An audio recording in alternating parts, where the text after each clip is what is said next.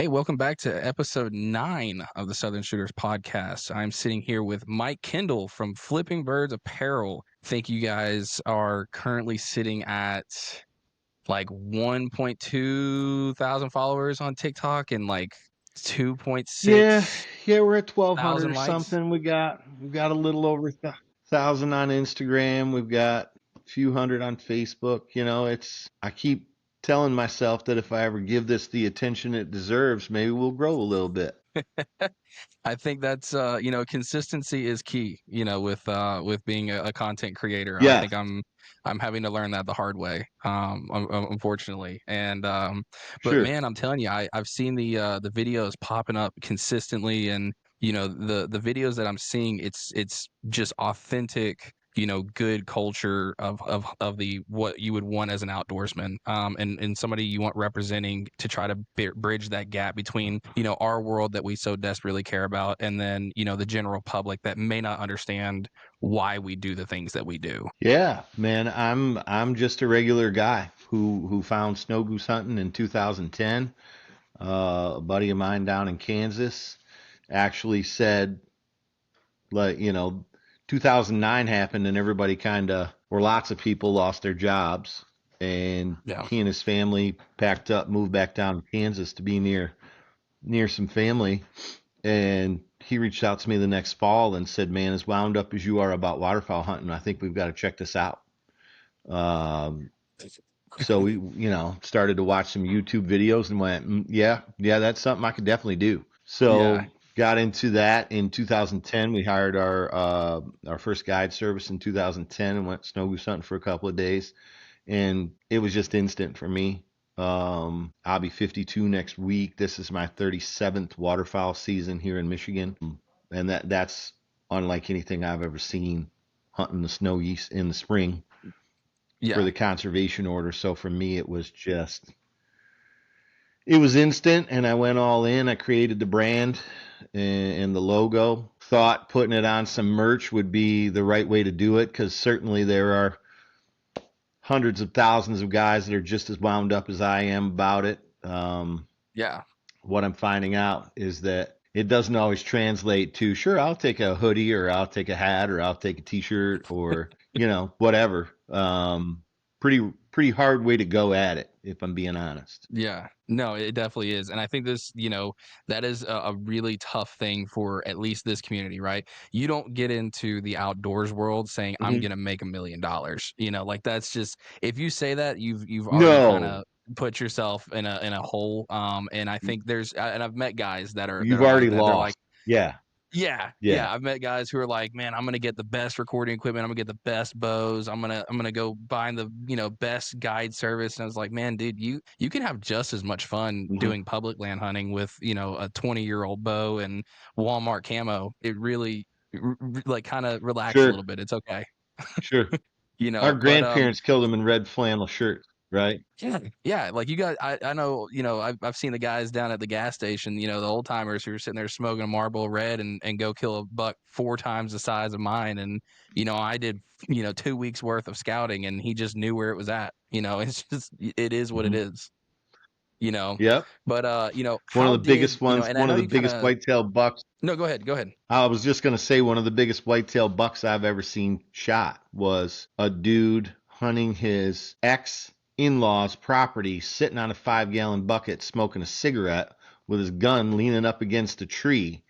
And the buck he was looking for just happened to wander out of the swamp 50 yards in front of him. And he's like, oh, shit, I guess I better shoot it. Yeah, and you got guys spending thousands of dollars on trail cameras and doing weeks and weeks worth of scouting and still, and you got guys Right. buying, I mean, decoys are not cheap anymore, and they've never really been cheap, but I mean, really nowadays you're spending a pretty penny if you got 50 decoys, dude. You've dropped some money. well, and I had that conversation yesterday with a buddy of mine who's just getting into duck hunting, and he sent me a meme or whatever about duck hunting being expensive. And I said, well, when you're ready, we'll sit down and we'll talk about what I've got in my little 6x10 trailer that with my logo on it that are snow goose decoys. We can have that conversation, but it's gonna make you more bald than we already are. Which, I do want to touch base on that, man. 52 is, man, if I look like you do at 52, man, I've done more right than I have where I'm at Uh, now. I'm telling you. Dude, I've been through a Um, process the last couple of years where I've really focused on my health and losing some weight, and it feels good. Feels good. So thank you. yeah, absolutely, man. Absolutely. So I do kind of want to jump into, a little bit of it. How did, Flipping Birds Apparel, like, how did Yeah. y'all get started? Like, what sparked the idea to be like, hey, I want to throw this on a logo and I kind of want to start putting this out for people to really start watching what we do? So for us, it was really, I'll say it was the first bunch we were ever under, right? Like I said, Yeah. we found them. We found snow goose hunting in 2010 and hunting the river bottoms near Mound City, Missouri. Um, it's called Los Bluffs National Wildlife Refuge now. It was called Squaw Creek Waterfowl Refuge up until just a few years ago. But their magic number on the refuge in the spring is 1 million snow geese. When they estimate that there's 1 million snow geese on the refuge, they know we're at peak migration. All the birds are headed back north to the breeding grounds, which is the tundra north of Saskatchewan in Canada and the boreal forest in Alaska. But it's just it's a stopover for them in the migration back north, right? So we hire this guide from Michigan. We go down there. We get set up, and he says, "Hey, right behind us on the bend of the river, I put about 50,000 of them to bed last night. When they take off, it's going to sound like a commercial airliner is taking off behind us, and we're in the chips. So just be ready." And I think about half of them lifted off. I'll say it was a wad of maybe 3 to 5,000 birds. Right over top of us, 1,000 of them gave it up first pass. They did the maple leafing all the way in. And when he called a shot, we sat up. I squeezed the trigger 3 times so fast. I'm absolutely certain I never even aimed at anything. I just flock shot, and we never scratched a feather. Um, he looks at us and says, "It's going to be pretty rough for us if that's the way it's going to go, guys. Let's take our time, pick one bird, stick on that bird." And then through the process of the next, I'll say 7 or 8 springs, right? So in the fall of 2015, I made the decision to invest the money, buy a small spread, made the commitment of knocking on a few doors down there in the area where we hunt. We're very lucky that the first door we knocked on was our original permission, and that guy has now helped us get access to a couple thousand acres, a handful of different farms, and we're just in that area, right? Uh, Far enough away from the masses where it makes a little bit of sense to like, okay, we can do this, right? Um, so in the fall of 2015, I made the decision to invest the money that it took to buy a trailer, to buy the decoys, to get everything that we needed to do to freelance it. Um, the problem was getting vacation time for both my buddy and I. So it was a brainstorming session after a weekend of hunting before we were coming back home to Michigan the next day. We were sitting around his island in his kitchen having some sodas, and the conversation turned to, there's just not really anything out there with a snow goose on it. There you can go pretty much anywhere and buy a t-shirt with a largemouth bass or a white-tailed deer or a mallard duck or even a Canada goose. At the time, there just wasn't that much with snow geese on it. So he said, "I think that's how we make, a little bit of extra money, just so that we can hunt these things a few more days a year and the money doesn't come out of our own personal bank accounts." Um, so then I came home, started to research images on the internet, found a picture of a mount that I loved, um, took it to a graphic artist buddy of mine and said, "Here's what I'm thinking. Can you make that a logo for me?" And it's the logo that you see right here on my shirt. Um, and away we go. Yeah, So man. I think I those created the stories of LLC. Oh man, those are like when you can get a buddy and really just be like, I want to do this.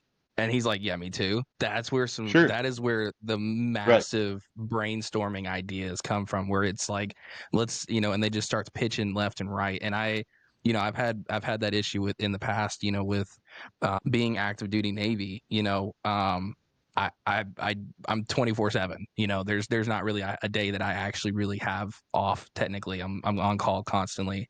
Right. And I've got buddies down in Georgia, buddies down in Kentucky and Alabama, and now I've got some here up in New England, who are like, hey, we've got to get together and get a hunt going. And I'm like, I would love to. Right. Don't Trust me. There's nothing more that I would want. But figuring out times to get out there and actually do the hunting, that's the hardest part of it. It Yeah, really, and really for is. me the hardest part of yeah, the hardest part of this adventure is that it's primarily been self-funded to this point, Mhm. right?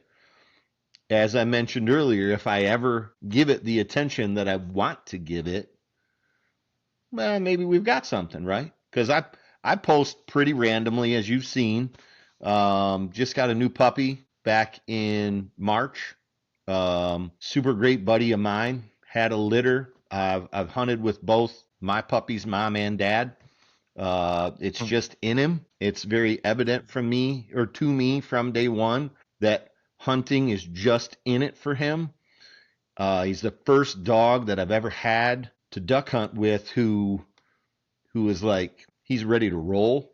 He comes from a hunting background. It very instinctual to him. So a lot of what I was posting or have been posting as of late is just training stuff with us. It's super simple, but it's stuff that everybody can relate to. I didn't create the logo and the brand and put it on what I consider to be really quality apparel to make $1 bazillion. I put it on there and priced it affordably so that regular guys like you and I that are active duty Navy or a real estate agent or a steel worker or a plumber or you know whatever your job is. I'm not asking you to spend 95 or $195 on one of my sweatshirts. I'm asking you to spend less than 50 and think maybe what some of my upcoming content should be is like, look, this stuff's this stuff's priced for you, for me, because like I know I don't want to spend $100 on a hooded sweatshirt. I don't Yeah. think you need to. So my mission has always been keep it affordable for the everyday guy. Make sure that it's stuff that I would wear, right? Because if it doesn't meet my requirements, I'm not going to ask it to meet yours. So for me, it's about putting this brand and this logo on quality apparel. I'm a hat guy, so I've got a bazillion hats out there. Um, and I just hope enough people like it like I do. Yeah, and I think that's the biggest worry that anyone who's starting a business, especially with a outdoors, related business is, you want somebody to appreciate it as much as the time and the effort that we have put into it, right? Because at the end of the day, Sure. if somebody's Yeah. going to wear it, we want them to feel the same pride in it as we do every time we've worn it or have gone out and done something amazing in it. That's I think that's a really, really hard thing Yep. that is a big balancing act that we have to play with putting out apparel and stuff like that, because a lot of people, like you were saying, a lot of people have apparel, but how do we get those Mm-hmm. individuals to want my apparel? And I'll tell you, man, I'm sitting here staring at the Right. apparel right now, dude, and it's a clean sweatshirt. I love it. I think the plain white with the snow goose, falling out of the sky Mm-hmm. is an amazing Yeah. combo. I think it really is. And, the Canadas around here in Michigan, they maple leaf a lot, but there's nothing that maple leafs as much as a snow goose does. And it's one of my favorite things in the waterfowl world. So for me to have the snow goose maple leafing and then my company name around it, but the bird actually be the focal point of the logo. It's the most common comment I get when I've got my stuff on and I'm just ding donging around town doing whatever, or if I'm at a show, people go, "Man, dude, that's one of the cleanest, sweetest logos I've ever seen." And I'm like, "Hey, thanks, man. All my t-shirts are a tri-blend brushed cotton. They're soft as anything you've ever put over your head, and they're only 25 bucks. Maybe you should check one out." All my hoodies, medium weight, because when we go down there in March, it might be 35 degrees when you go out there, but it's going to get to 60 or 55 for the high for the day. It's something you throw on, you wear all day long, layer a vest or a lightweight pullover over top of it, and as the day warms up, you peel that outer layer off, and then you've still got something that you can wear where people go, "Oh, you're one of those snow goose hunting guys that are in town," and you're like, "Yep, sure am." Yeah, and I think, that is, and it really is hard when you are just an average guy, right? Like one of the, just an average dude who is doing Sure. nothing different than another hunter's doing. The only difference is, you're just trying to make a little extra money here and there, and a little dollar here and there doesn't hurt anybody. And I think that's important. But with it, when it comes to selling, and some of the things that I have noticed is difficult for us to start doing is repping your brand, right? Mm-hmm. Being more sales worthy of Oh, I it, do. of I saying wear like, my hey, stuff I want everywhere. to do it. Yeah. Yeah. Yeah. And be like, hey man, I, Yep. I think I Yeah, I wear really my. think you should give it a I'm try. I'm insanely proud of my stuff, right? Insanely proud because almost everyone I know would have quit already. Yeah. Because again, I'm not making any money doing this. I sell some stuff every now and again. I shipped out 4 hats today to a guy I've never met from Louisiana. You know what I mean? Threw him a couple of extra stickers in the box with a thank you note, man. Thanks a ton, right? I'm doing it for the connections that I make because I've met some insanely good people.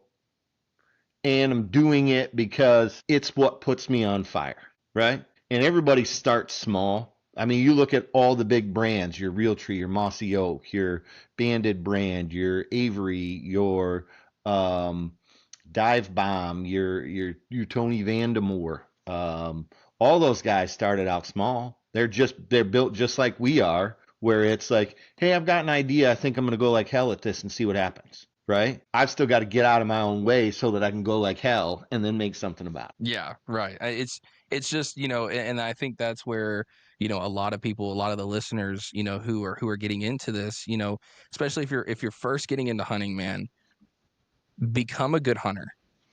Learn how to do the basics Yeah. of it. And then once you've done that, man, and you've got an idea that you're like, I really think there's something to this, then man, chase that just as hard as you chased Mm-hmm. getting into this and doing the right thing, right? Because in reality, right, it's the same thing that, if we look nowadays, right? Like I know, a lot of people are into like video games, right? And they're really, really good at it. Well, they make a lot of Mm-hmm. money because they're really, really good at Mm-hmm. it. It's the same thing for anything else as a period. And I'm because not gonna that's what they buy do. and yeah, I'm Right. not gonna buy and watch videos of somebody who sucks. Like it's not really gonna Right. entertain me. Right. But if you Right. master a craft, right? And in the military world, I call it SME, a system matter expert. So once you've become that system matter expert, right? And it sounds like you've got, what did you say, 37 seasons down right now of Yeah. waterfowl This of year's my snow goose? Yeah. 37th waterfowl season, and if I'm being honest, I completely geeked out on the snow geese when we created the brand, and like there's so much information out there about these things, about where the conservation order started and why it started, and where they're breeding up in Canada, and what the ecological effects on the tundra are up there from just their excrement, right? Uh, so yeah, I mean, I still live in a place where like I automatically assume that people are bored by that stuff, so I Yeah. don't geek out on everybody. But like, yeah, that's I when I first started hunting them, I wanted to know everything I could about them, everything, and I watched tons and tons and tons and hours and hours of videos and read articles and talked to different guide services and just pick people's brains about like, hey, talk to me about these birds because I can't learn enough. So, Yeah.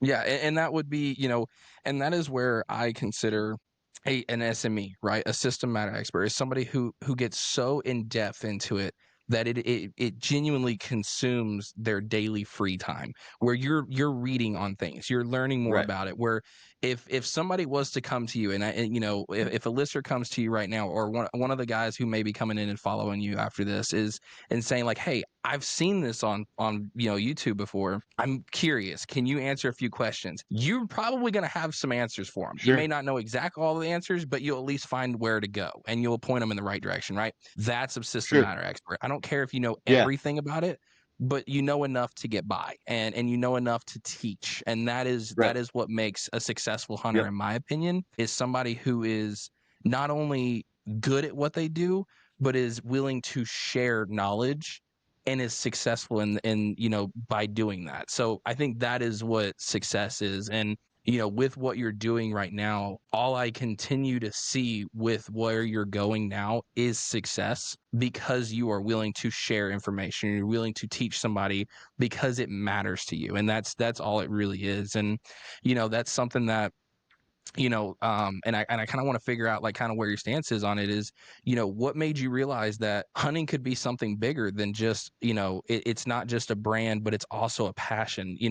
How did you figure out to blend those two together? So for me, it's just second nature because I've always had an entrepreneurial spirit. Mhm. For the majority of my life, I've managed people, I've run someone else's business for them, I've run my own business for me. So, excuse me, for me, it was just second nature. It's what I do. It's how I'm wired, right? And I'm also wired um, that I want to mentor everybody that wants to learn. I want to show them, right? I want to do for them what our guide for the first 3 years did for us. He allowed us, very graciously allowed us to just bomb him with questions.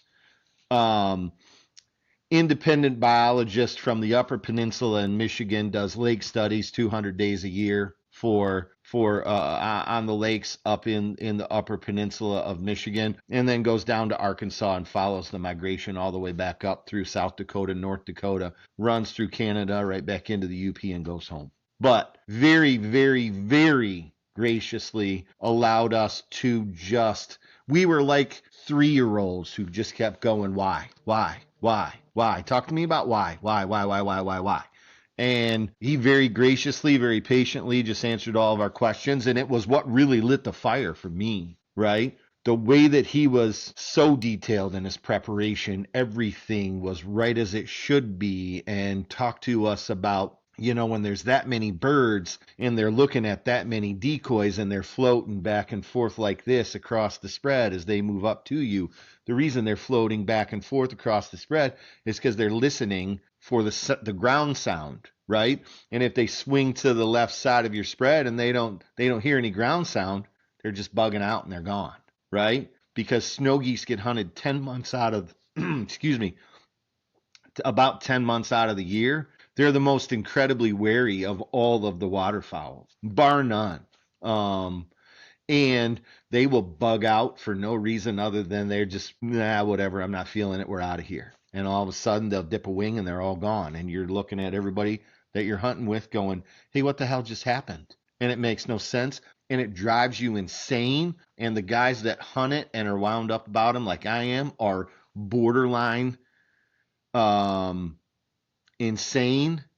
Uh, but for me, to know that we went out there on any given day and you fool 25, 30, 50, 75, 100 of them, however many you shoot, you can go home that night or, excuse me, go back to the hotel that night and feel really good about it. Because on average, 20 birds a day is a really good day. And if you think about 6 or 8 or 10 guys lined up in a field and 20 birds a day being a good day, yeah, there's a lot of guys that go, thanks, man, I'm looking for bigger numbers. And you'll have your 100 bird days, but they're rare unless you're on YouTube enough. And then it looks like it just happens every day. And it doesn't. Yeah, and I think that's something that is really, really hard when we're trying to get more people into the community, that we fight for, and that we're working towards is there. And it's an unfortunate fact, perception is reality for most people. And when Mm-hmm. they perceive Mm-hmm. on YouTube that you can just go Especially if out you've and never done it. smoke 70, yeah, exactly. When you go out and you look at YouTube and you're watching these guys smoke 75 birds, that's one video. That was probably, realistically, Right. there was probably 30 hunts that it took to get that one video and to make it look good, right? Right. And I think so many people are Right. just like, well, I can go out and do that. It's the same people that I get, who give me questions and comments, and they're like, well, I watch these guys on YouTube smoke 180-inch deer on public land. Be like, dude, you have no idea how rare that is. That is incredibly rare. Right. Right. Not only rare, but the amount of Right. work that this dude had to put in, you're talking weeks of studying and scouting. And then, even then, most of the time with a lot of the states, you can bait. So he's trying to figure out what the population looks like. Like there's so much extra work and backbreaking time Sure. that gets put into this. So perception's reality. And that's what Mm-hmm. is the hardest thing for us to tell somebody is like, hey man, I enjoy, just going and sitting out there. It is sometimes so relieving and just stress, reducing when you just get to go out there and sit with a bunch of friends and you're getting to enjoy it. My first waterfowl season, I don't think I shot a single thing. Pretty sure I missed every single one of them. But getting to sit out there with my friends was It, one of like right. I remember that more than I don't even remember how many times I've shot, right? Like I remember my first goose. I remember my Right. first mallard. I've gotten those. Cool. But the time that it took Mm-hmm. that I was getting to spend with friends and making memories with them and us just joking around and throwing nutter butters at each other because we're freezing or passing hand warmers around, like those are the Right. things I remember. So and I really wish people would Well, and just and for try. me, right, and for me, that first flock of snow geese will live in my brain forever, forever, and it's why I'm where I'm at, right? Because I've met hundreds and potentially thousands of other waterfowl hunters who go snow geese. Do we even get those in Michigan? And I'm like, no, but like you go about 10 hours that way, and yep, and when the refuge is loaded up, it might not even be at 1 million. It might be 750,000 or 300,000. Like, or a couple of years ago when we were down there, it was estimated there was 2.2 million on the refuge. And like, it's all just organized chaos, is all that it is. When they're Yeah. coming back in to loaf during the middle of the day, that funnel of birds is like a mile high and they're just funneling, they're steady funneling right into the refuge and just loafing. And you could sit there for hours and watch the same funnel of birds come down into that refuge. Yeah. It's hard to even describe what it feels like, what it sounds like, what it looks like. The eagles swooping down and trying to get the birds off the water so they can pluck one of them out of the air. I mean, nature is the coolest thing in the world, man. No, it definitely is. And I also tell people all the time that if you just spend time just watching, learning, asking questions, you are not only going to be a better person, but the things that Mother Nature will teach you, she will humble you quickly. She will chew you up, spit you out. And man, if you think that you've got the upper hand, you are so sadly mistaken. It really will, shape and change everything that you think about pretty much anything. And it's a great thing to watch and see when you get these guys coming out there. I got to take my first, last year. I took an active duty sailor who is from LA, right? He didn't even know anything about hunting. And I got to introduce him into Right. spring turkey, deer hunting, and we did some waterfowl. We did some, just like I kind of introduced him to everything. And now he is like just Mm-hmm. obsessed. It's an obsession for him now. He's like, Yep. what's next? And I'm like, right now there's really nothing. It's the middle of summer. We gotta let we Right. gotta let the deer and everything Right. rest. And then I was like, if you wanted to Right. actually hunt, like you could travel, you could go to, one of these other states, and do some really good hunting. I was like, but it also is going to come out of pocket, so keep that in mind when you're doing stuff Yeah. like that. So Yeah. um, I can't agree more with you, man. Yeah, It's really hard to want to get out here and really put in the time and effort, but I don't think people realize when you put in the time and effort also comes with money. And not all of us have the ability or the bank account deep enough to just go, you know what, I'm going to take 3 months off and I'm going to go do nothing but film, right, record, and do nothing but hunting, because that's just not realistic. right. It's not. Well, and that's why the whole conservation order thing is so hard, right? It's I believe it's a 90-day season or a 60-day season, and you're talking about takes us 4.5 hours to set our spread, usually because there's generally only just a couple of us. If we get lucky, because I invite people every year, because we freelance, I just invite buddies every year. I was I've been super lucky the last 2 springs that I got 4 brand new guys into it, and all 4 of them, by the time we were done with their initial trip, said, "Yeah, if you ever come down here without me, it's going to be a problem." Because I mean, we didn't even do that good 2 years ago. I mean, we did okay. We were averaging like 30 birds a day or 25 birds a day, something like that. But there's only 4 or 5 of us in the blind, so we're doing good. And this last spring, couple brand new buddies too, and we had spins for 2.5 days that were between 2,000 and 4,000 birds above us at any given time. At one point, my buddy looked at me and he goes, "Hey, how do I know which ones we're going to shoot?" And I go, "Listen, just enjoy the show. When I call a shot, they'll be the ones that are 15 yards right in the hole, backpedaling." And I mean, it's one of the videos I've recently shared on TikTok even. Um, was a massive spin. And if you look above us, beyond us, you can see there's birds going about 4 different directions. It was just a massive spin.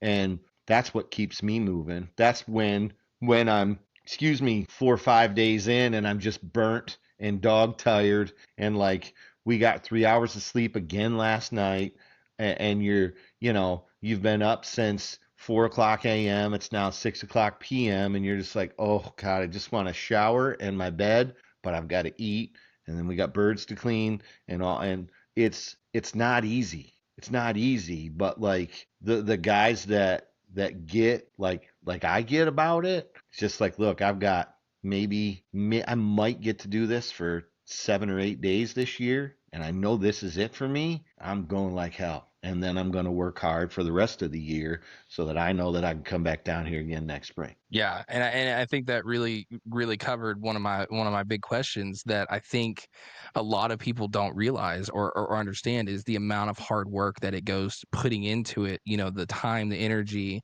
It is exhausting. Like when you're deer hunting and you do all day sits, or you're out here and you only have Right, 5 days for an elk hunt, or you only have 6 days for to chase this right, this this waterfowl movement. Like those days, man, are you're running on almost nothing. And that's one of the things that I think is really right. good to see It, and talk about is what keeps you chasing those snows. What is that addiction for you where it's just like, I'm only got an hour of sleep but I don't care, I'm going to go back out there like I've gotten 13 hours of sleep. What is that for you? it's adrenaline, and it's that I've seen what it can be, and I want that again. Yeah. Right?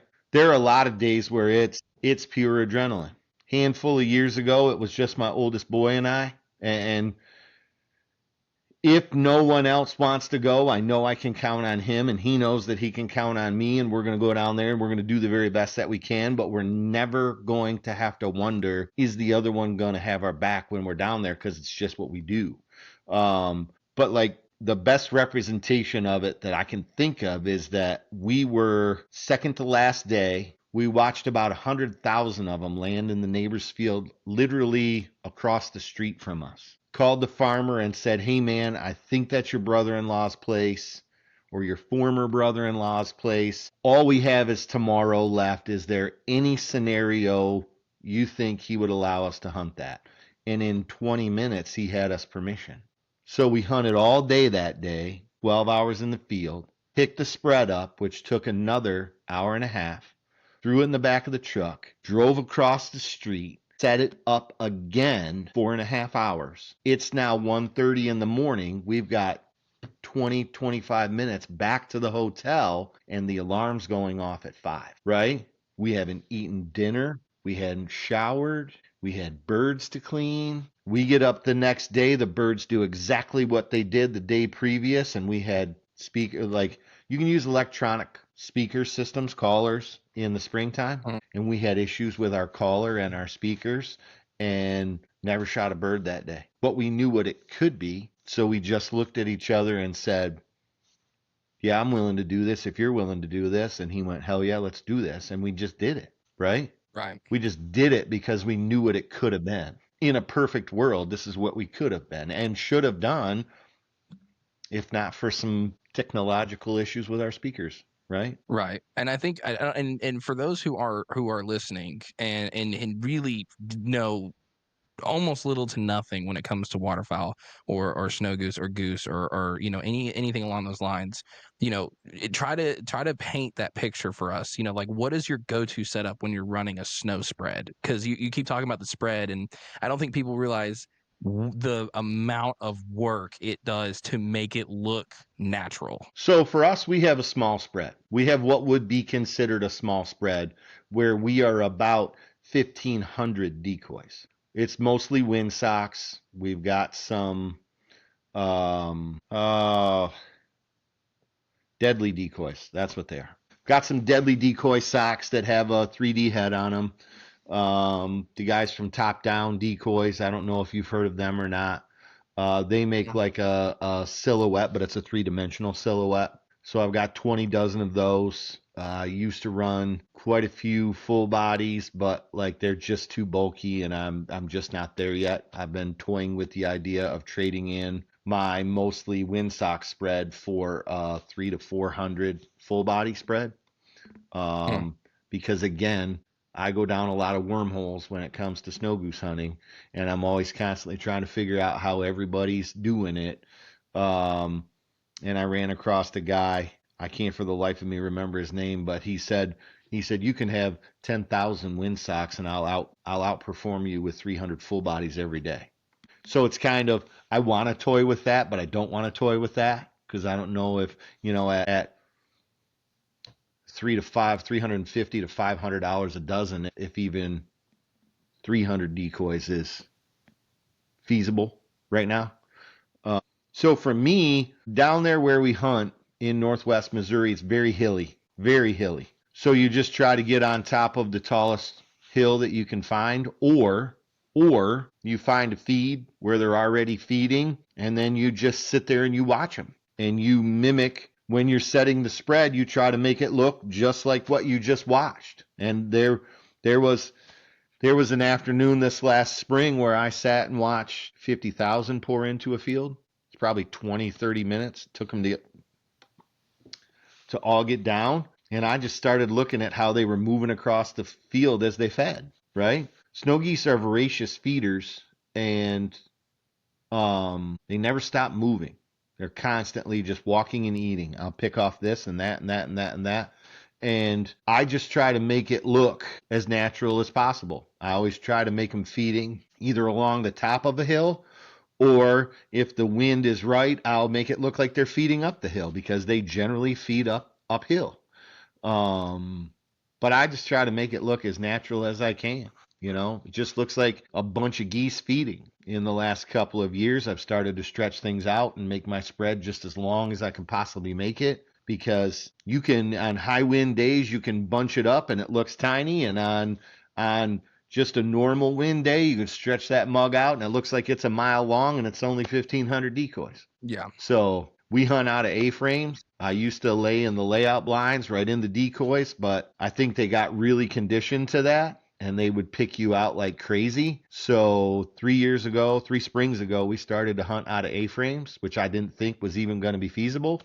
And just really cool for us. Set up so that we're shooting them as they're crossing our face. They're not looking right at the A-frame when they're landing. They're coming across us and looking at the lead bird and the spread and trying to land up there with that. Away you go. And then you just adjust. Adjust. You're constantly trying to outthink the next group. Yeah, and I think a lot of people don't realize that you're adapting not just every day, you're adapting every hour, you're adapting with every spread that comes in, and you're going, hey, something didn't work, what didn't work, we need to fix it now, Right. and Right. we've got to do it before this next one comes Right. in, when we got to do it in a quick manner, Yeah. and I think that is something Yeah. that, I've seen things recently, that and I kind of want to take your, pick your brain on it a little bit. Is some people are doing, they're building their spread and then they're throwing a drone up in the air to see what it looks like from a bird's eye view looking down. And what is Right. what's your take on that? Do you think that's cheating, or do you think that that's I think being we can resourceful? overthink. I think we can overthink things. It's just like anything, right? You can overthink it. I guess maybe it's an elevated level of confidence. Maybe it's ignorance. Maybe it's arrogance. Whatever it is, I just haven't had a scenario where nothing will commit. So I've got to like now I got to get my drone out and I got to fly it. And what if what are they looking at? And oh God, there's one little black spot in my spread that's as big as a a trampoline, so it must be what they're seeing. I got to fill that thing up. No, I don't go there. I don't go there, right? Mostly because I know that if I'm dealing with mostly adult snow geese, they're just doing what they're going to do anyway. I could have the most perfect spread and the most perfect spot, have everything right, and they're still going to maybe shortstop me by 2 fields, and I'm going to watch 50,000 of them, 75,000 of them, 100,000 of them pour into that field with their buddies instead of my spread because there's more over there than there is here. It just happens that way with snow geese, right? And you chalk it up to a learning experience, and you go, man, it sure would be nice to have some juvies in town so that at least we could feel a little bit successful. But we've had hunts where we went down there for 4, 5, 6, 7 days and just took it in the face the whole time and came back with our tail between our legs. Said we'll give them hell next year. You know, Yeah, sometimes it just goes that way.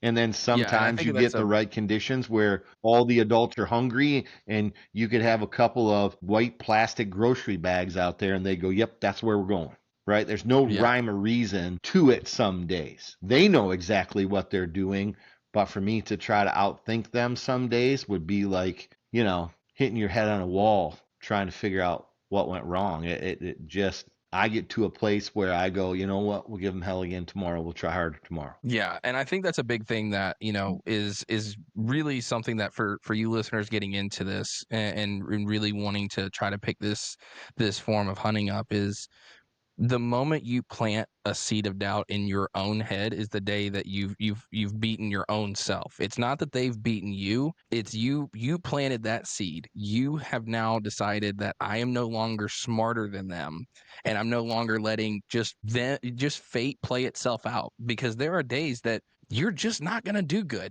and that's okay. That's friggin' hunting. Get over it, and there are some Mm-hmm. days that you Mm-hmm. you literally you can't miss. You throw a tube sock out there and be like, "Yep, they're gonna land here. It is what Right. it is. It's Right. just something that they do." And Yeah. it's the same thing for deer hunters who are going out there. You can find the most perfect setup. The wind can be great. Everything can be doing good, and then all of a sudden you see jack squat. It is what it is. It's an animal, and they've done so well for this long because they're just smart, and they, Right. they they just decide what it is and what they're going to do, Right. and I know you mentioned it earlier, and I kind of want to go back to it.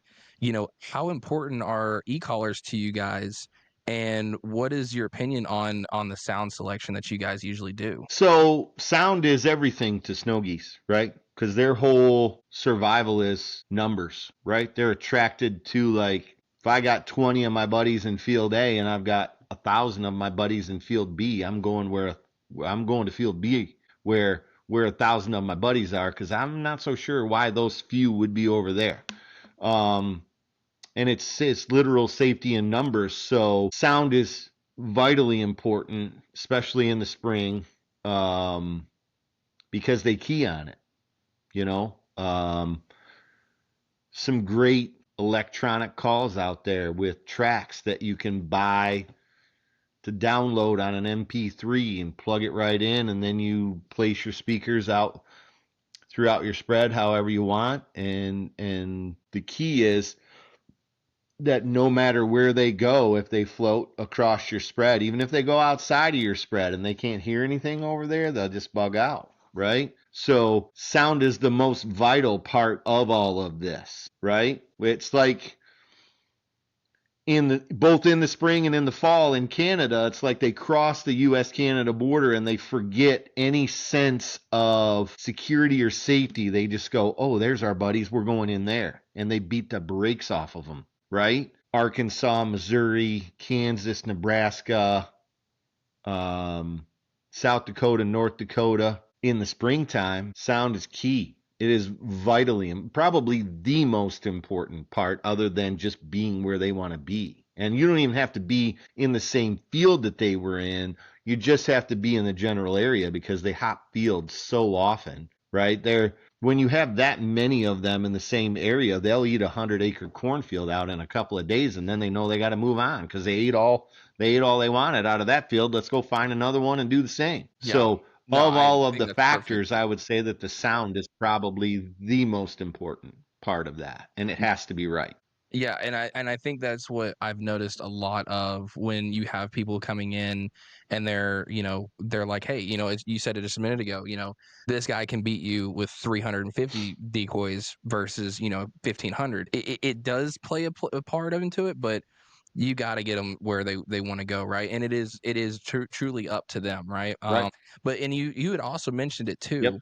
And I think the answer is pretty common, but for those who have never done this before, when do you decide, hey, we need to go over to that field? That field getting smoked right now. We've got to figure out a way to get over there. When is that decision made? Well, just as soon as the first group of live birds lands in there, and then every group that you're going to watch for the rest of the evening goes right in with them, right?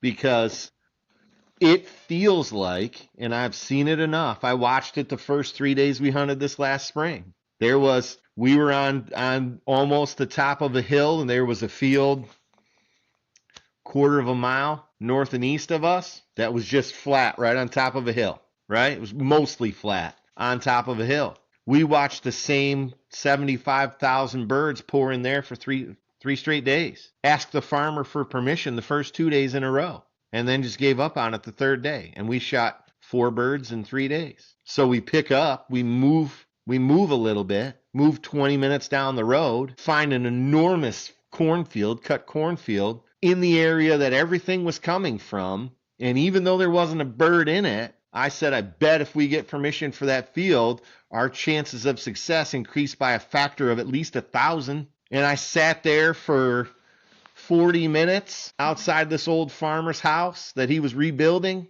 He literally had a travel trailer that he was living out of in his yard while they were rebuilding his house after a house fire. And I knocked on the door of the travel trailer because I saw his shoes laying there. And he comes out, and I said, hey, same spiel I give everybody. I'm just in town for a week or so. I'm hunting snow geese. Love to talk to you about accessing your field over here. We're going to take care of it. We're going to pick up all of our stuff. We're going to treat it as though it was ours. We're going to be very respectful. Is there any way we could have a conversation? And 40 minutes later, because I sat down and just had a conversation with the guy, he says, here's my son's number. Call him, but give me 10 minutes so that I can call him first and tell him to let you hunt that field. But he's the one that's got the ultimate say. Give me an opportunity to call him and say, I think we should let you hunt the field before you call him, please. And then 10 minutes into the conversation, he looks at me and he goes, man, I'm glad you stopped by today. You don't have any idea how bad I needed a conversation with an actual human being today. Because it's just, you're out in the middle of nowhere. Yeah. So for me, it's about, I know the area well enough, and then I'm going to drive around. If we're not having the success that we're going to have, I'm going to look at the guys in the blind and say, look, just do what you can do. I'll be back. I'm going to go find us something better for tomorrow. And at that particular afternoon, I said, I'm not coming back until I find us something better. Give me just a second. I got to grab my power cord. I'm sorry. Yeah, absolutely. No, you're good. I should have had that dang thing plugged in this whole time. I apologize. No, you're good. You're good. They go quick and you don't even My realize it. dog jumped. My dog jumped on my sweatshirt earlier. I don't know if you can see all that mud on my sweatshirt or not, but He jumped all over me, got me all muddy. So, and I think in the hunting community, right, in the outdoors community, there's always a specific type of hunting where you're like, those guys are genuinely insane for going out there into that weather. Now, for Right, you right. specifically, what is the like, and paint a picture perfect day, right? And they're very few and far between, but ideal weather for a perfect snow goose day. Paint it for me. So, not a cloud in the sky, lots of sun, and lots of wind. It's weird how on cloudy days they would just completely pick you apart and you better be perfect. But if the sun is high in the sky and there's 15-mile-an-hour wind and your snow goose socks are just bouncing all over the place like they do and are designed to do, that's perfect. 55, 60 degrees. Yeah.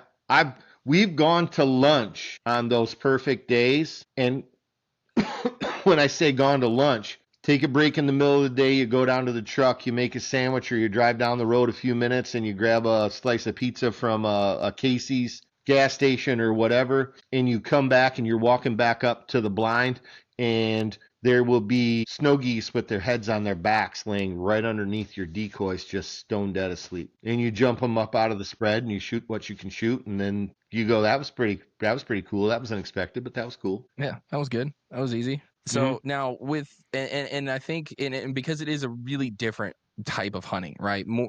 More so than most, what is your approach to when you're scouting for snow geese? What is like what are the signs that you're looking for? And then when you get to these places, are you like, hey, let's just set up dead center in the middle of this field and call it a day? Or, is there a specific what is it that you're looking for? So for me, being that I've been hunting the same area since the spring of 2016, I know the area pretty well. I know the birds that are coming from the southeast are fresh migrators and they're hungry and they're going to be very willing to play the game. I know the birds that are coming from another direction are coming from the refuge and they might have been here a few days, so they may be a little bit more weary, but we're going to see if they'll play the game. And then for me specifically, it is try to get away from the masses, right? I don't want to see another spread. I want everybody that I know that waterfowl hunts to be able to hunt these things.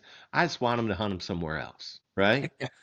The reason I struggled the last couple of years to get permission on new fields in the area that we've been hunting is because there have been 5 guide services that have moved into the area. I've been renting the same hotel since 2016. I haven't been able to rent a room there, 2 rooms there for the last 2 years because a guide service moved in, booked the entire hotel for the entire month of March. My Yeah. hotel owner calls me every year and says, Mike, I'm so sad you guys aren't coming. And I'm like, I'm sad you don't have rooms for us, right? What are you going to do? So this year we had to pick up and just kind of move out of the area. Went to an area that we hunted not this last spring, but the spring of 2024 and did pretty well. It's just a super small field even. It was like, we're going to try it here, but I don't know, guys. And we had great success in a smaller field.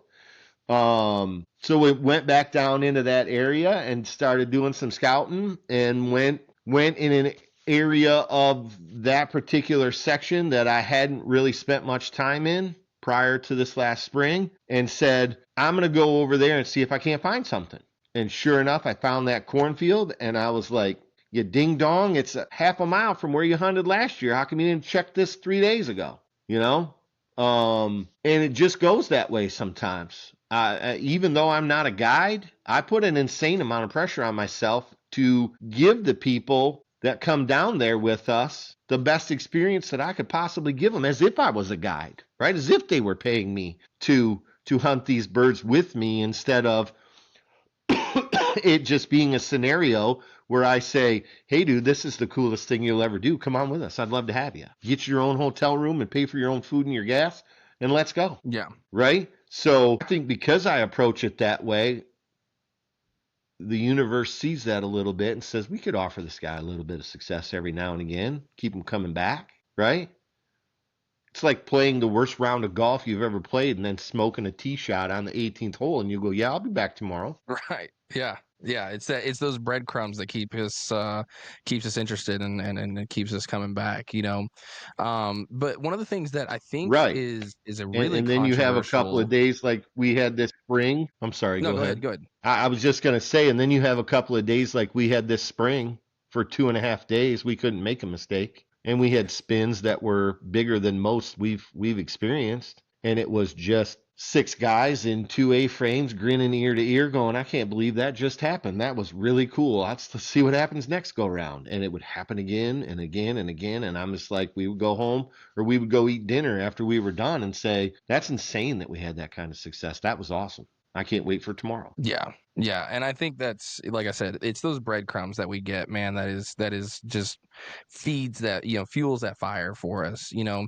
But there is something that, you know, I've Mm-hmm. noticed and, you know, especially someone who is as well versed into, you know, the snow goose migration as well as you are, you know, have you noticed that the snow geese are Mm-hmm. changing their migration routes a little bit or that the timing is changing a little bit over these Every last year. few years, or do you think it's consistent? Timing will always be the same because they know that they have to get to the breeding grounds in a certain window because like a whitetail doe only comes into estrus for what is it 28 days or 22 days or something like that. A snow goose gestation period is 30 to 45 days and they have to get there, right? They're flying thousands of miles to get back where they need to go. They're constantly pushing the snow line in the spring. So as the snow melts, they'll just keep advancing north as long as they eat, as long as they get a chance to rest for a little bit, they're out of here. The first wind that's at their back, they're gone. They're gone. And then new ones are coming right in behind them. So, but as far as their migration routes, those change a little bit every year. Excuse me, because as I mentioned earlier, they're hunted almost 10 months out of the year. So they're constantly under pressure. So what are they? And then like the wind turbines that are all being erected south of us, just constantly widening their migration route and forcing them to go different spots, right? But as long as there's food and there's water and they'll use whatever they have to use to keep moving north. Yeah, and you definitely hit it, and this was something that I really wanted to touch on because I don't really if you haven't ever actually done it or have been around it, you really don't know a whole lot about. But how much does weather and snow line affect your success? So even though they're called snow geese, they don't have an ounce of fat on their body. Not an ounce. They estimate that they burn 30,000 calories a day when they're migrating, and they don't have an ounce of fat on their body. They're not built for cold weather. It's why when it gets cold in Canada, they're pushing down. It's why when the snow melts in the spring, as long as there's open water and food, they're going to just be pushing as far north as they can. They're just not built for the snow. Um, so weather, especially negative weather, significantly impacts them. Um, Sometimes there won't be an availability of open water and food to the north of them, so they just have to stick it out for a couple of days. I've got a buddy who went on his first snow goose hunt 3 years ago down in Arkansas, 4 years ago down in Arkansas. Freak snowstorm down there in the spring, and they shot 220 birds that day. And the only reason Good they stopped Lord. shooting was because there was no place to buy more shells. It's Golly. insane. And he sent me pictures and I said, those memories better stay with you for the rest of your life because there is a high probability you'll never do that again. They were just confused and they heard the sound and came to the sound and they just beat the brakes off of them. Yeah. That's and that's something that, you know, again, it comes down to whether you are the most prepared hunter or whether you are just in the right place at the right time and just happen to get that breadcrumb, man. You know, it is exactly Yeah. that. You can spend $25,000 on decoys and have the best team, the best crew, jump in, jump out. You know, you all have each one of you has a mission And then some Joe Schmo with like 3 buddies who comes in who's like, I've got like 10, 20 decoys and I got really loud sound. So here I am. I'm going to jump up into this field. And, man, they just wear them out. They truly do. And it really is Mm-hmm. that way. And that is what is that should be in the hunting community celebrated. And I feel like it's not celebrated enough for those guys to have that moment because, like It's you said, hold on to those memories forever because they don't happen very often. Yeah. The waterfowl world is such a cruel thing sometimes, right? And there's a group of guys out there that I have the most admiration and respect for, and I've never met one of them, right? It's a group of guys, and they own a guide service called Eaglehead Outdoors, and they put out a video handful of years ago. It's on YouTube. I think it's called 1082, and they shot 1,082 snow geese in 4 days. Morning hunts only. And one of the mornings they shot 467 birds down in Golly. Arkansas. It's it's those dudes. I haven't seen a lick of advertising that they've done for their guide service. I haven't seen, like, they post all the time about success, and they're always having great success, right? When I think about doing what we're doing here tonight, right? One of the things you and I talked about a few days ago was that if I can manufacture a couple more hours in the day, I'd like to sit down and do just exactly what you're doing with every single person that I know that hunts snow geese, Yeah. right? Those guys are at the very top of the list, right? Because they seem like, because again, I've never met them, they seem like the most humble group of dudes ever, and they're just in them all the time. All the time, they're just in them. And I'm like, I would like to sit there and pick their brain about, like, how are you doing it? How are you doing it? Yeah. Don't tell me everything, but like, it just seems like whether you're in Arkansas in the spring, whether you're in Canada in the fall, whether you're in Missouri, wherever you're at, you guys are just in them. Yeah. And again, tons of admiration, tons of respect for those guys. Super envious of their success, but also it's when I think about where the brand and the apparel company could go, there's a real good example of if I give it the attention it deserves. Look at what you could turn it into. Yeah. And I think for those who are listening, this is where it comes down to what I've said multiple times on multiple different platforms. I'm sitting here talking to somebody who has 37 seasons under his belt. He has forgotten more about waterfowl hunting than I'll ever even get to know. And just getting to sit here and pick your brain a little bit, I have already excelled, that much more. But we all have something and someone who, and like like you tell people this when they're playing sports, right? There's always someone better than you. Whether you like it or not, there's someone Always. doing it better than you. And thank God And, there is. Yeah, yeah, thank God because there is. I it got keeps the somebody to competitive. chase. Yeah, it keeps the competitive Yeah. nature, but that is the good competitive nature versus the competitive nature who's like, I know you hunt this field. I'm gonna get permission first before you do, and I'm gonna watch you sit here and watch me put up my spread. That is the competitive that needs to be Yep. taken away, and it needs Yep. to go somewhere. We can all Yep. enjoy. I promise you, there's enough birds for everybody. There's enough. Sure. There and I've always said that, especially in the snow goose world. I've always said that. There's enough for everybody. Trust me. Trust me. There's enough for Yeah, everybody, right? The estimates of the population are somewhere between 18 and 22 million, right? Snow geese in just the yeah, central and the Mississippi flyway.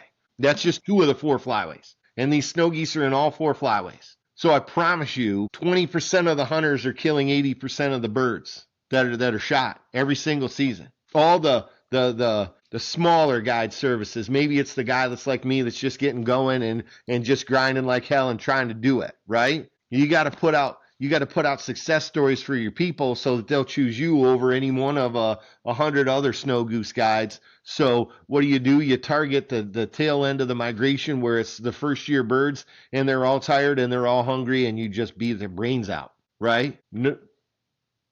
No fault from me, I do it too, right? I Yeah. try to stay in the lower third of the spread, the migration, so that I get a good mix of adults and juvenile birds, and I get the Ross's geese in there, and I get some colored up blue geese in there, and you know that's what I want to do. Who am I to tell you how to do it for you, right? Who am I to tell you don't go after what puts you on fire because that's what I'm doing. So who am I to say don't do that to you?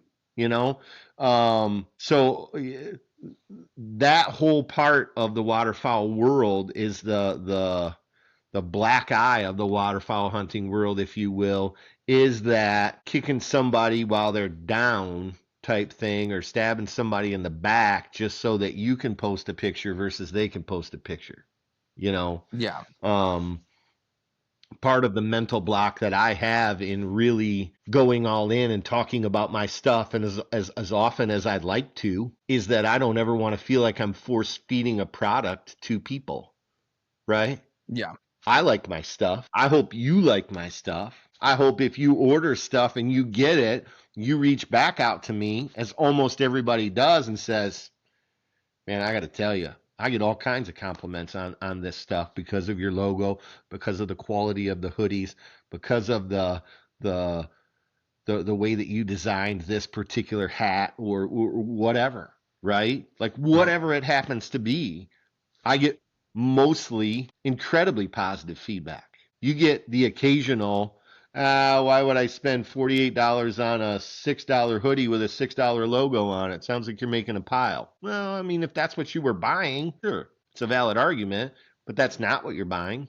Because I put an insane amount of time and effort and energy and care into picking out this particular hoodie that all of my logos go on, or Right. this particular t-shirt that all of my logos go on, or this particular hat that this particular logo is on, right? Sure, I could do it that way, and if I'd done it that way, you've got a valid point, but you don't because that's not how I work. Yeah. So, who could have ever thought that getting this stuff made would be as cumbersome as I have found it to be, Right. right? I get my first guy, the guy that created my logo, also said, hey, let me know what you want. I'll print it up for you because I've got a screen printing machine and we do embroidery and all the things. And I went, that's perfect. And then I made an order. And before I could make another one, he was like, yeah, we're all done with that. We're not doing that anymore.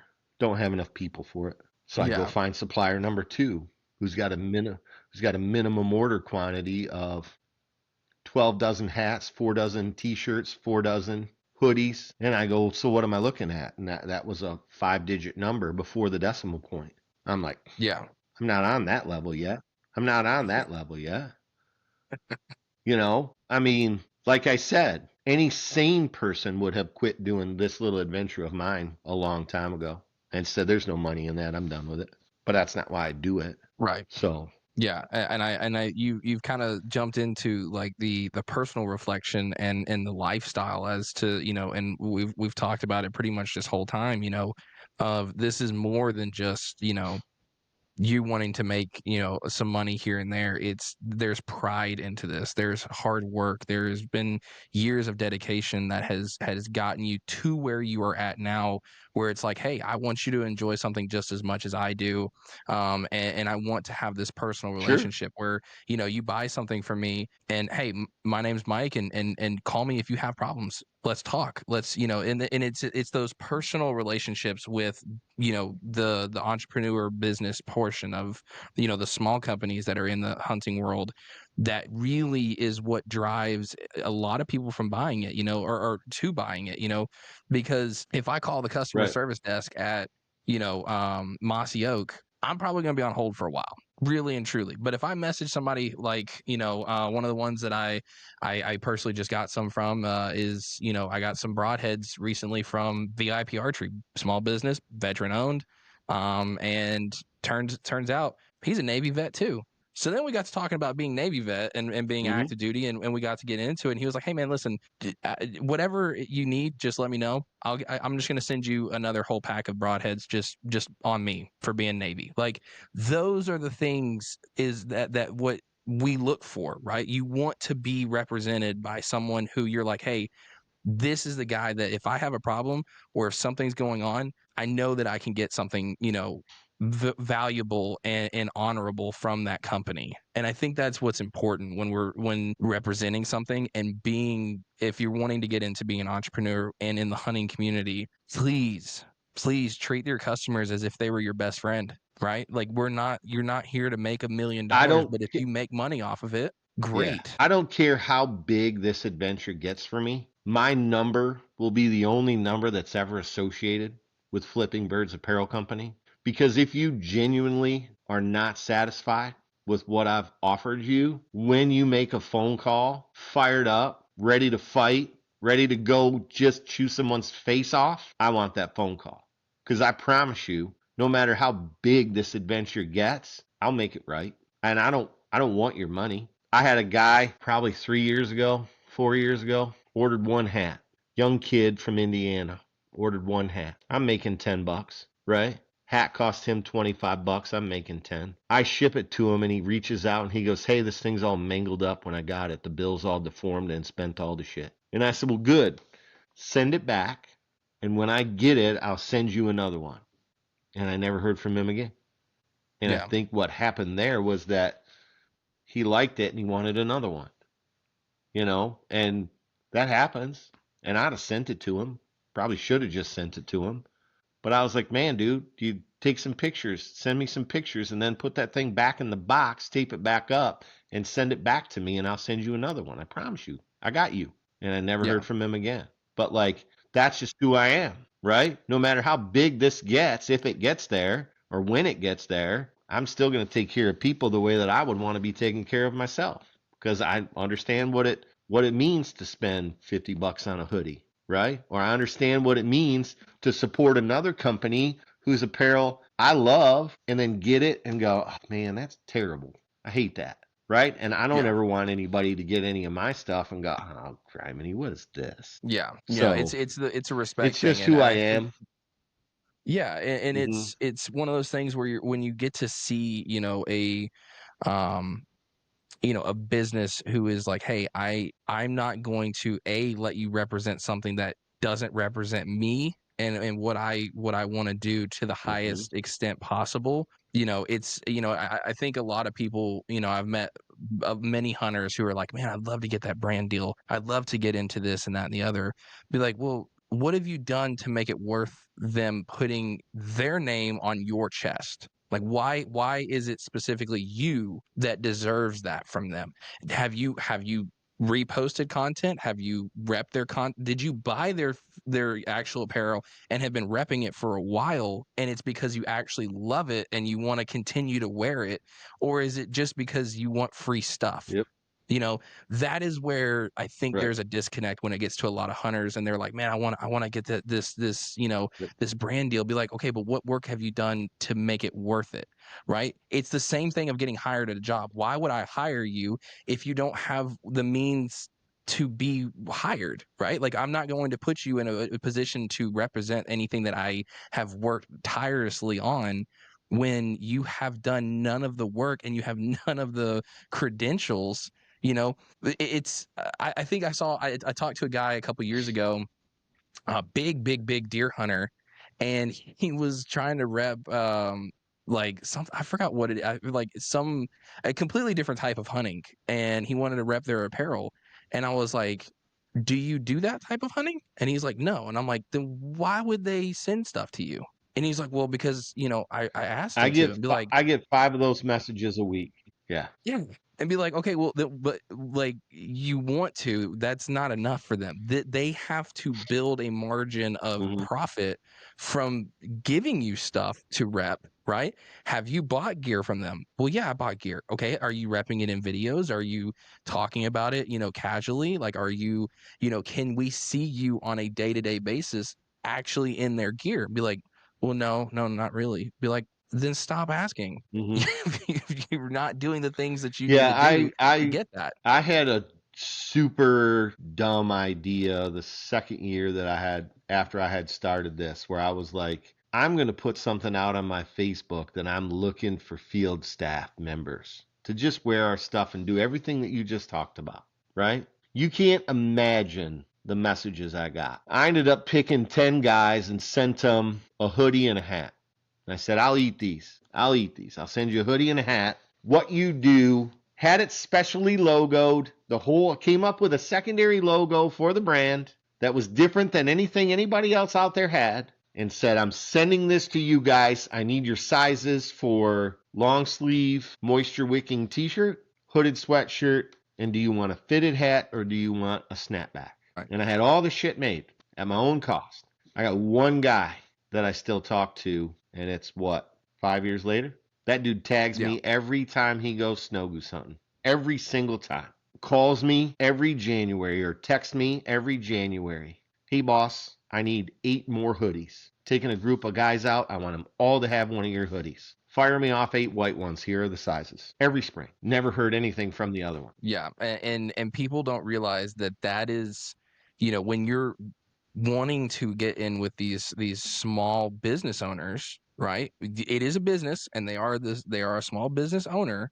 They don't have, this is coming out of pocket for a lot of this stuff, right? So when you're, Right. and then especially if Right. the owner is an avid hunter as well, they know what it takes, right? Like you're not fooling them. You're not being slick when you're like, well, I want to Right. rep your company Right. and do the things. Be like, okay, but what are you like? Get, you know, you can kind of talk to somebody and know whether they actually do the hunting that you're trying to get into, right?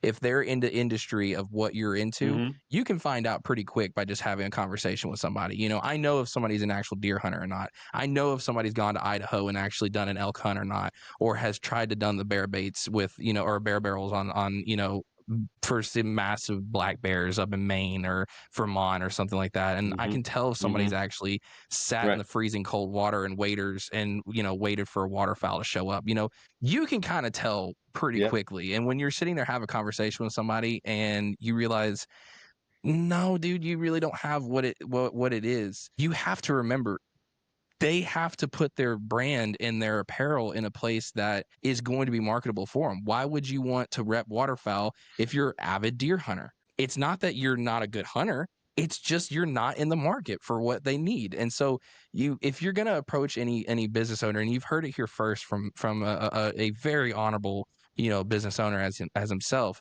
please, for the love of God, know what you're getting into, and know that if you're not the type of hunter that they are, probably best to just, you know, not blow up their inbox. Right. Right.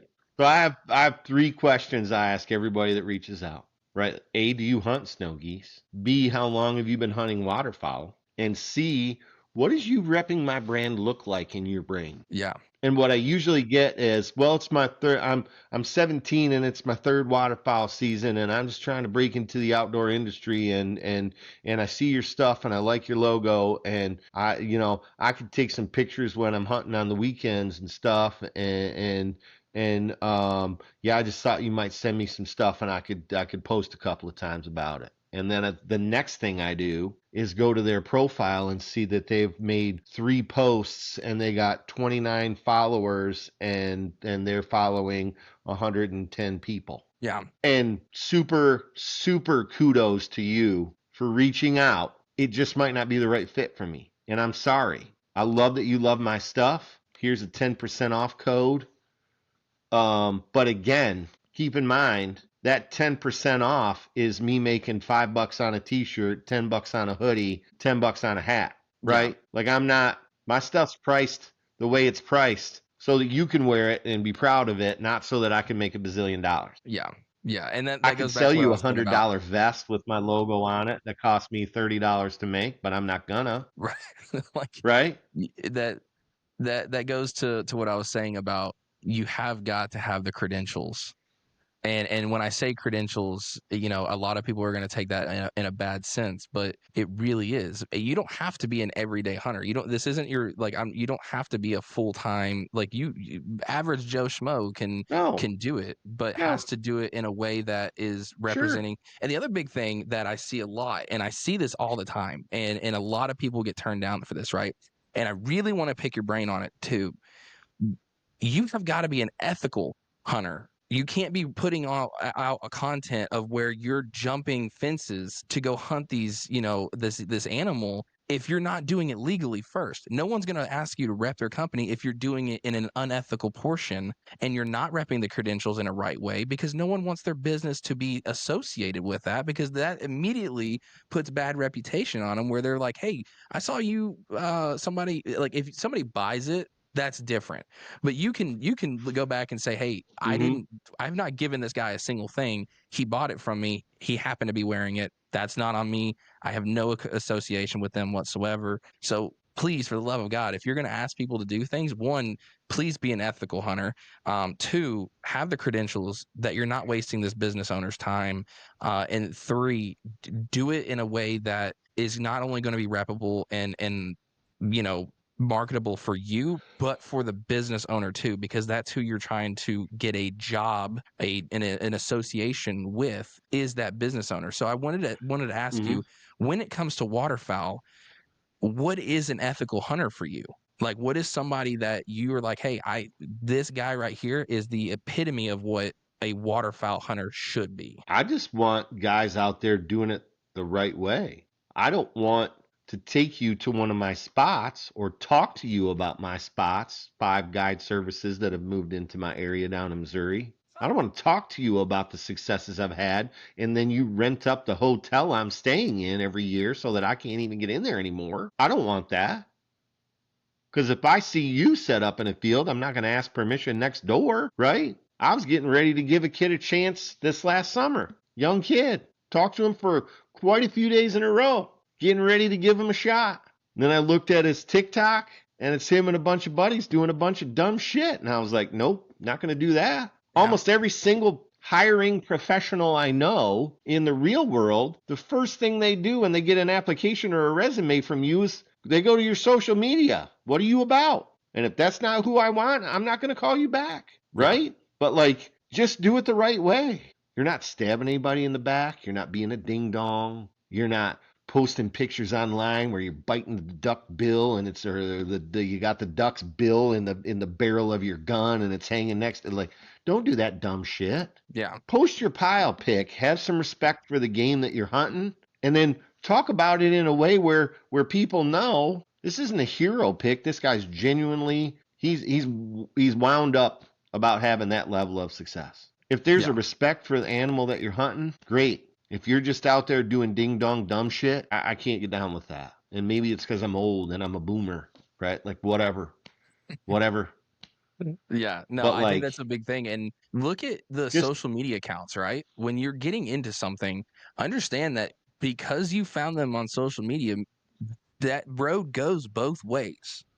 If you are going to reach out to a 100% it company and does. be like, hey, I want to rep your company, and then you look at your social media account and you're like, oh, I probably shouldn't have done that, and then you go in and you start quickly deleting things, Mm-hmm. I promise you it's noticeable. Mm-hmm. It's trackable, it's Sure. noticeable, and that's the first thing these companies are going to go to is go, Yeah. has he put out hunting videos? Is he consistent, with Right. putting out good ethical stuff? Is he talking to people? Is he, spreading good word? Is he trying to teach people how to do things? So when you are the 17, 18-year-old getting into the hunting industry, and you're really trying, and you really want to make a good, name for yourself and a good reputation, and you're trying to get these, business owners, like Mike here, to go, hey, I want that kid. I want him to rep my stuff.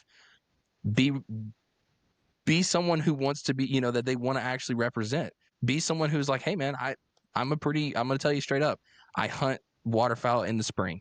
I managed to get a 5 days off work, and I get down there and I hunt hard. And when I hunt hard, I get 72 hours Mm-hmm. worth of video that I have to comb through for several weeks. It may take me some time to post things, but that's because I'm editing my own things, right? That is such a better Mm-hmm. response. If somebody goes, why haven't you posted anything? Be like, I have a life, I have a full-time job, and I'm the only one editing, and I have a bunch of hours coming up where I'm getting out here, and here's where I'm going into. Here's my the reasons as to why I do it. Have a reason and a why before you go and reach out to these people and these companies, because otherwise you just look silly. You just look, somebody is going to take 5 minutes, read your your Instagram or your TikTok DM and go, no, That's the extent of it. Yeah. Well, and I mean, it's very clear who's had some mentorship and who hasn't. You know, it's almost always very apparent to me that you've either had some mentorship or you haven't. And not knocking you if you haven't, but maybe the better approach is, hey, I'm 17 and I'm trying to get into the hunting world. Could you offer me any tips? You're clearly a waterfowl guy. I'm trying to get better. How do you do it? Right? I humbled myself in 2010 and hired a guide that was younger than I was, that had less experience than I did, but he had more experience in something that I wanted to learn, i.e. the snow goose world. And I humbled myself and said, look, talk to me like I'm 5 and I don't know anything, because I want to know it all. Teach me everything, please. I know we've only got a couple of days, clearly going to be a bunch of downtime. I'm all about conversations. I'm all about conversations. I want to know all of it. And I think if you approach it in that manner and you let the excitement that you have for it come through very clearly versus just ding donging around and knuckleheading around, and like, hey, could you send me some stuff and I'll take some photos with it next year when I'm hunting and post once about it and get some free stuff. I think that's a better route to go than, he could have some free stuff, right? Yeah. No, absolutely. And it goes to like that old saying, right? Give me 10 guys who work hard and who are honest, good working guys than one who's a superstar, right? Give me 10 of those guys who are out there, Yeah, who 100%. maybe not has they don't have a whole lot of experience. I'll take a guy who it's his first season, but by gosh, he is going to hit it as hard as he can. And he is going to do everything he can. He's And ate those up who are with it and getting wants to know into, as much as you could possibly show him about it.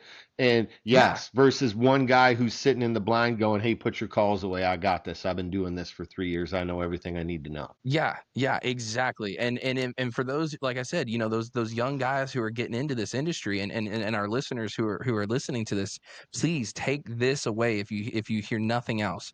Before you reach out, make sure that you are someone that should be represented, and that should be, something that they want to work with. And on top of that, if you have no idea how to film anything or take good photos, good ethical photos of these animals, where you're not only showing success, but you're doing it in a respectful manner, because these animals deserve the same respect, as if you were watching them from 1,000 yards.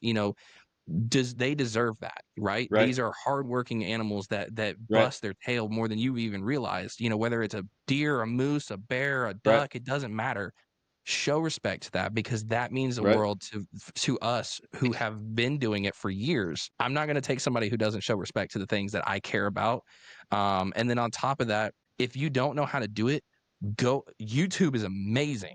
It is absolutely amazing what you can learn by just watching videos of like these really good producers who are going in and taking. You don't have to make the best video, but make a video that's respectful, make a video that's ethical, and a video that is worth representing. I think that's important. I learn something almost every day on YouTube about deer hunting, about snow geese, about waterfowl hunting. I mean, I'm renovating a home right now. There, like, you name it, and it's out there. I learned a lot from that guide that we had the first 3 years, but I've also learned a lot through trial and error and YouTube and looking at, like, yes, Eaglehead Outdoors posted a video called 1082 and it's got some cool music behind it. I love the rainouts that are all over that video, but what did their spread look like? How was their setup? Where was their hide versus where was the decoy? Were they shooting the birds coming across from them, or were the birds coming right to them? Right? Like, that's the kind of stuff where my brain works. And then if you're somebody that's just getting into it and thinks that you want to reach out to somebody like yourself or myself and say, hey, how can we be mutually beneficial for each other? Ask yourself, if our roles were reversed, would I hire me? Yeah, Am I going to be coachable? Am I going to be humble enough to say, I don't know as much as you do, but I'd love to learn more. Could you help me learn more? Could you talk to me about this thing that you get so wound up about that's called a snow goose? Right. Like, I want that kind of energy about something. Where did that come from? Yeah. I think that's so crucial. And I had a really good chief in the Navy asked me this question once when I was up for a board for promotion. And, he was asking me, he's like, I was coming up for Sailor of the Year. And he was like, hey, listen, when you go in there, I want you to ask a question. And this is going to be something that is going to set you apart. And I said, what's that? And he's like, take this for the rest of your life. And I was like, okay. He goes, ask them how you can be more successful for them. And I was like, ooh, I was like, that's a really, really good question. And so now when I ask people like, hey, I would love for you to come on, it's not just what I can do for them. It's what can I do for you? Like what can I represent for you as you're an Right. individual and you're hunting your content creation? How can I represent you in a way that we're not just both successful, but I would care more that you are rather than me. I'm just doing this for fun, man. It's a Saturday night and I'm just out here having a good time talking to good people, man. Right. And those are the Right. things that matter, just be personable, Yep. be Yep. human. It's Like, why it's why I offer as many people an opportunity to come down and do this with me as I do. Like, I'm not doing it so that I could post a bunch of pile pictures, right? If we have yeah, some success, it's nice to let the world know that we did okay. I want you to have the experience that I had 15 years ago when I started doing this thing, and I want it to light you on fire like it lit me on fire. Period. End yeah, of story. I'll work 10 times harder than anybody you ever met to make sure that happens for you. Just come down. That's it. yeah, Come down. yeah, I don't care that you don't know anything about it. I want to talk to you about it the way that my first guy talked to me about it for 3 years. yeah. And I I've got think all that's the stuff that's that you need. I think if you're not coming into this after hearing this podcast and you're not coming into a better understanding when you're reaching out to these business owners, and that's one of the reasons that I'm doing these segments where, I'm talking to normal hunters as on a daily basis who are out there just doing their own content. But I want to get business owners into this too because I see such mistakes. Because I would love for the hunting industry to be something that is commercialized, to an extent. I don't want it to be over commercialized, but commercialized to an extent. But I Sure. want it to be something that everyone as a whole can profit in their own way. But we have to do that by first understanding and respecting what we're trying to do. And, that leads me into Mhm. this really important question that I think is super crucial, as a business owner is, what does, your business and your hunting legacy, what does it mean for what when it stands at its core, your core reasons as to why you do what you do? So my why is always going to be core memories, right? I have been incredibly fortunate that I have two young men who I have been primarily responsible for 100% of their entire life, who love doing this with me as much as I love doing it with them. And I have always joked with my dad that I'm a collector of memories, not money, because he's very quick to say, whew, that costs a lot of money. Yep. And guess what? I'm going to make more when I get back. And I'm going to continue to work as hard as I've always worked to be a very successful business person in my real job, a mildly successful guy when it comes to this. But I'm a collector of memories, not money. And I Yeah. have built connections, always going to be about the connections for me. And it's always going to be about core memories for me.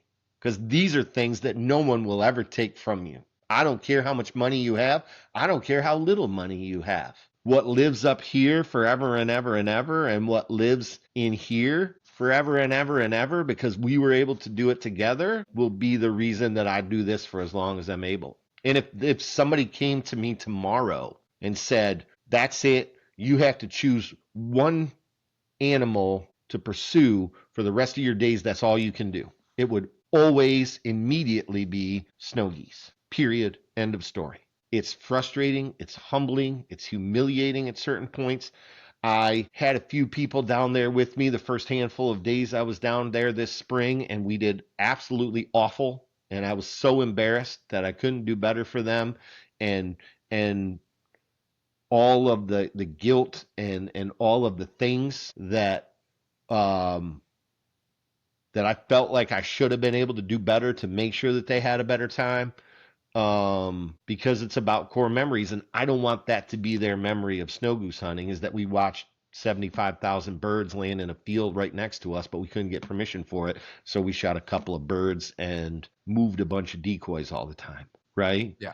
For me, it will always, always, always be core memories. This is why I do it, right? And I'm lucky enough to be halfway good at something that already puts me on fire anyway. So I'm going to triple down and do that every minute that I can, because we only get one at bat, right? Like, we Yeah. know how it ends for all of us, period. End of story. And I only get a very finite amount of time to do what I want to do, because eventually this body is going to break down and I'm not going to be able to do it anymore. So for me, it's about making as many core memories as I can with the time that I'm given. And it just becomes a no brainer at that point.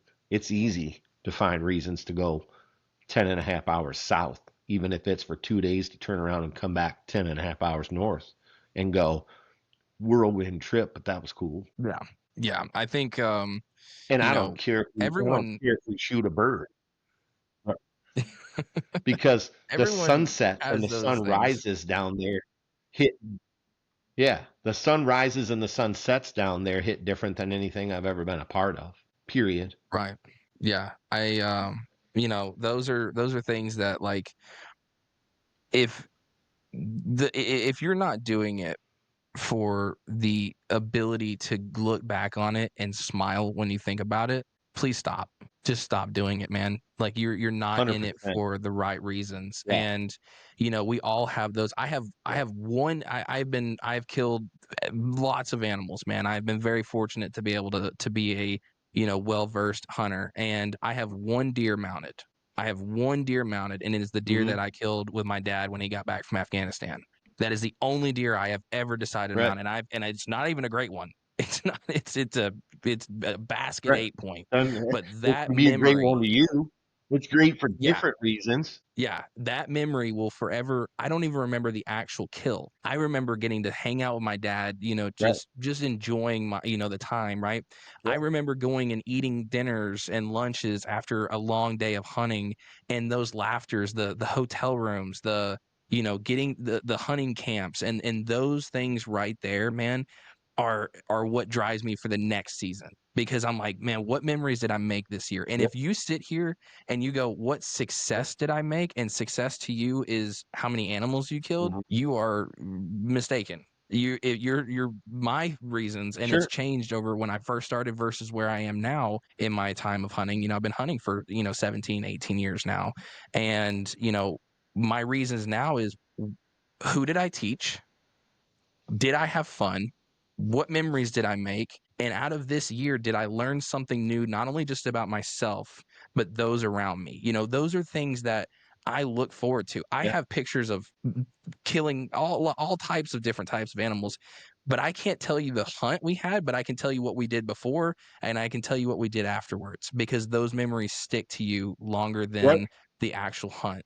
Those will come and go. You'll Right. have great hunts. You'll be Well, successful seasons. it's the phases of a hunter, right? It starts with, I Yeah. just want to take my first fill in the blank, right? And then it goes to, especially in the waterfowl world, sad as it is, I shot my 8-man limit in 32 minutes today. I don't know about you, but I'm not going out there to shoot as many as I can as fast as I can, right? Right. When it happens, it's fun. When it happens, it's fun, right? But like I just told you a little while ago, it takes me 4.5 hours to set my spread. Do the math. If shooting time starts 30 minutes before the sun rises, Yeah. and it's in the spring, so the sun's coming up at 6 o'clock. And then you go I from think, limits all the time to now I'm just enjoying the experience of the hunt. and I wish there was a way. I really do. It makes me mad sometimes, to really think about it, when I see this younger generation of hunters, man, the ones who have the AI scouting apps, they have all of these forms of technology to get into, however that is that they get into it. you know, when they don't appreciate the hard work that it takes to do it, or the time and the energy and the fun that it takes to go scouting with a buddy, right? Go shed hunting. You're going and you're walking the woods, right? You're going and you're hanging out and you're driving, you know, in the middle of nowhere, BFE, and you're just looking at fields and you're like, oh, I love that field. But then you're sitting here dogging on Yep. your buddies and you're Yep. having a good time. Those are the fun things that you know needs to keep. I think the traditions need to continue, or we're going to lose them. And Sure. you know, so Well, continue with that, they're just man. not there yet, right? No, no, Yeah. no, and don't beat Yeah, they're yourself just up for not not there being yet. there. And like, sure. And because I do it one way doesn't mean that's the best way to do it. If you're doing it and you know, it's you just kind of gotta let them go through the phases, you know. Yeah, It's frustrating, certainly, but you know, I'm only gonna spend time worrying about what am I doing, right? yeah, If what I'm doing, especially when I have this logo on my left chest, is consistent with what I want people to see and who I want them to know that this is, do it your own way, right? It's this big argument in the snow goose hunting world about jump shooting versus decoying birds, right? Like there are guys that'll get groups of 10, 11 guys and go jump a roost and shoot a bazillion birds and spend the next hour and a half cleaning up cripples because there's crippled birds everywhere. Got dogs running here, dogs running there, people shooting cripples here, people shooting cripples there.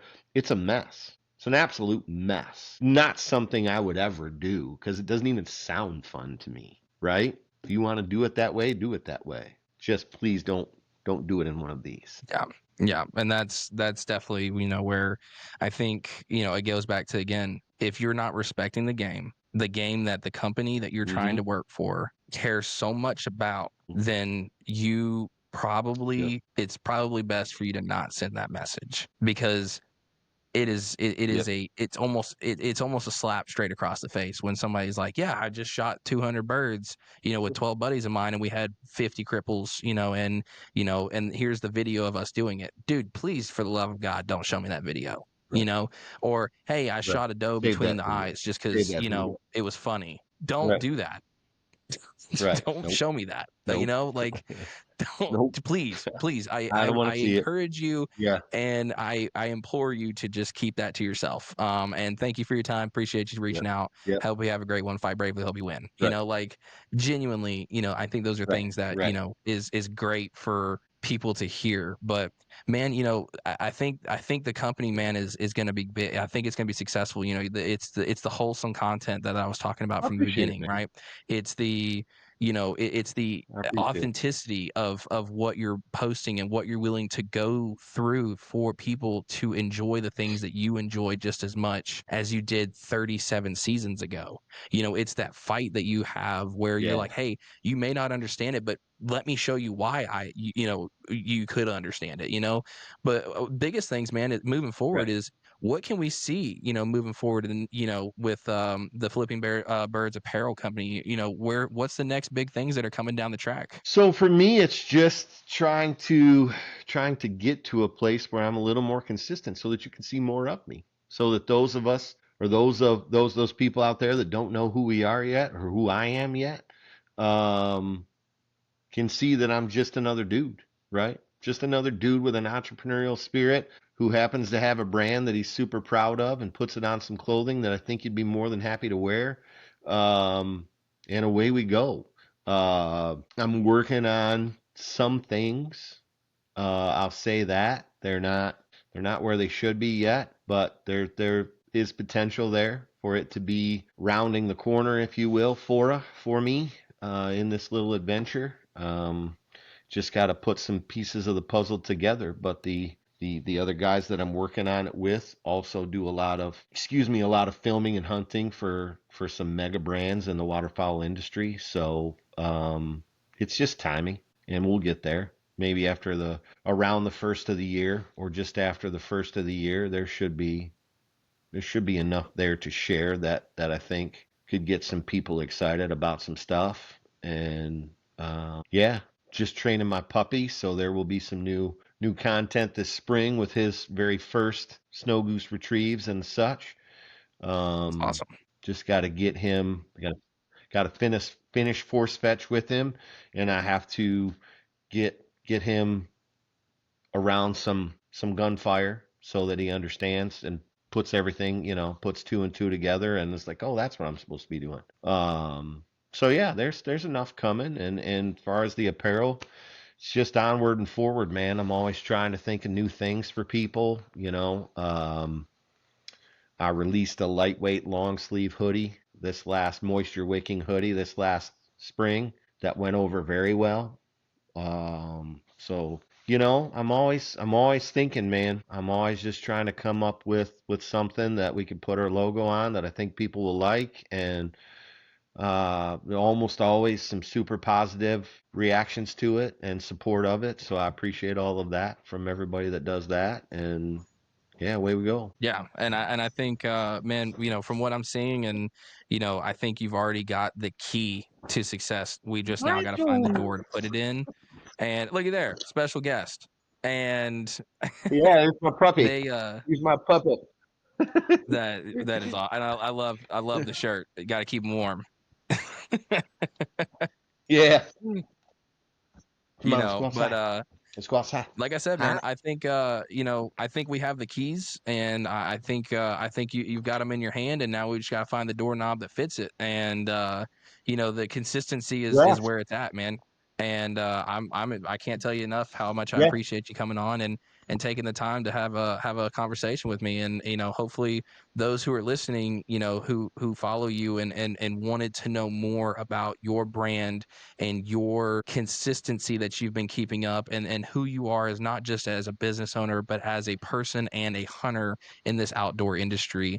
I hope that they've got that a little bit, and I hope they realize that you're just a personable guy. If you have questions, please feel free to send him Right. a message, man. And I'm telling you, he answers Yeah, man. Reach out. really quickly, you know like, but Yeah.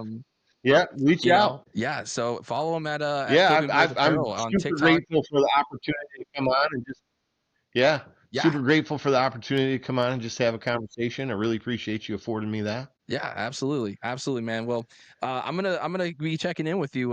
Definitely springtime season. I wanna hear where you're at, what the plans are, and Yeah. what's the lineup Okay. look like. What can we expect that roster to, what Sounds what kind great. of tanks we got coming with us, and man, I appreciate it, Yeah. and we'll get back in touch with you. Sounds great, man. Thanks a ton. Absolutely.